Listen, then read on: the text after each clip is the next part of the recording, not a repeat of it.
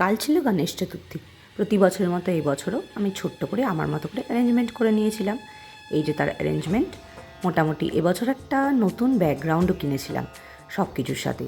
ওর জামা কাপড়, পাগড়ি, গয়না, একটা নতুন বসার আসন, তার উপর একটা পদ্মাসন। এই যে গনু বাবাকে নামিয়ে নিয়েছি, এবারও স্নান করবে। স্নান করতে করতে আপনাদেরকে একটা ছোট্ট কথা বলে দিই, এই গণেশ ঠাকুরটা কিন্তু আমার নয়। এই গণেশ ঠাকুরটা হচ্ছে আমার দিদি, আমার মাস্তুতো দিদি, যে ব্যাঙ্গালোরে থাকে। ও যখন ফাইনালি ব্যাঙ্গালোর শিফট করে গেল, এটা ওর কলেজ লাইফের নাকি ওর স্কুল লাইফেরও হতে পারে, গণেশ ঠাকুর যেটা ও আমাকে দিয়ে গেছিলো। ও যে বলে না, বিরাসত মে মিলি হুই চিজ। হ্যাঁ, এই গণেশ ঠাকুর আমি লেগেসিতে পেয়েছি ওর থেকে।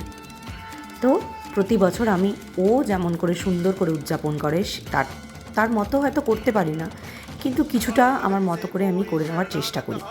ও নিজের বাড়িতে অনেক বড় করে গণেশ উৎসব করে, আমি তো সেটা করতে পারি না। তাই ওর মতো করে যতটা হয় আমি গনু বাবাকে ভালোবেসে এই দিনটা নিজের মতো করে সাজাই। আর পাশে রয়েছে রাজদ্বীপের ছোটোবেলার গণেশ ঠাকুর, আর এই পাশে একটা লক্ষ্মী গণেশ আছে, আমি সেটাকে রেখেছি। প্রথমে টুকটুক করে আমি দুব্বাটা বেছে নিয়েছি। 21টা দুর্বা তো দিতেই হয়, কারণ আমি দুর্বার মালা পাইনি এত ছোটো সাইজের, তাই আমি নিজের মতো করে দুর্বা দিয়েছি। আর একটু ক্যাডবেরি দিয়েছি, সাথে আছে সন্দেশ, লাড্ডু আর মোদক। এই যে নতুন ব্যাকগ্রাউন্ডটা পেছনে লাগিয়েছি, ভালোই লাগছে। হ্যাঁ, ফুল ফুল তো থাকতেই হবে। আর এই জারবেরাগুলো আমার খুব পছন্দ হয়েছিল, তাই আমি নিয়ে নিয়েছিলাম। একটু ধূপ, একটু ধুনো, প্রদীপ, ব্যাস এটুকুই আমার অ্যারেঞ্জমেন্ট। এটুকুই আমি দিতে পারবো কম সময়ের মধ্যে, তাড়াতাড়ির মধ্যে, এবং আমার একার পক্ষে এটুকুই সম্ভব।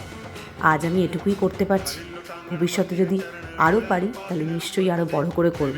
সেটা তার ইচ্ছে, সে আমাকে সেই জায়গাটা করে দেবে কিনা। তারপর চটপট নিচে চলে গেছিলাম। আমাদের কমিউনিটিতে আজকে বিশাল বড় করে গণেশ পুজো হচ্ছিল। ওরা বারবার করে ডাকাডাকি করছিল। মিতালি দি, দেবারতী দি, প্রিয়াঙ্কা দি, পৌলমী দি, সবাই ছিল, অনিতা দি, সবাই বড় আমার থেকে। তারা প্রত্যেকেই মোটামুটি সব অ্যারেঞ্জমেন্ট করে ফেলেছিল। আমি যেহেতু কোনো পুজোর কাজে এবছর হাত দেবো না, তাই আমি দূর থেকেই দাঁড়িয়ে সবটা দেখছিলাম। কিন্তু আমার উপোস করা ছিল, যেহেতু আমি সকালে ঘরে পুজো দিয়েছি। কি সুন্দর করে আরতি হচ্ছে, মানে এটা সকালবেলা পুজোর সময় আর কি। আমি এবছর প্রথম কোনো গণেশ পুজো প্রথম থেকে শেষ অবধি দেখেছি।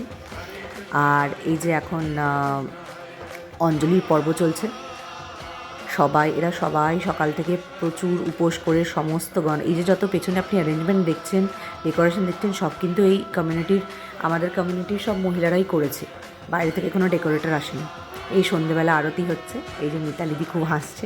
সন্ধ্যা আরতিটা আমি অফিস থেকে ফেরার পর বাড়িতে হয়ে তারপর এখানে এসেছিলাম, সন্ধ্যা আরতি দেখছি, খুব ভালো লাগছে। এই উপলক্ষগুলো ধরেই একসাথে হওয়া। পরের বছর আবার এসো গণেশজি, সবাইকে ভালো রেখো।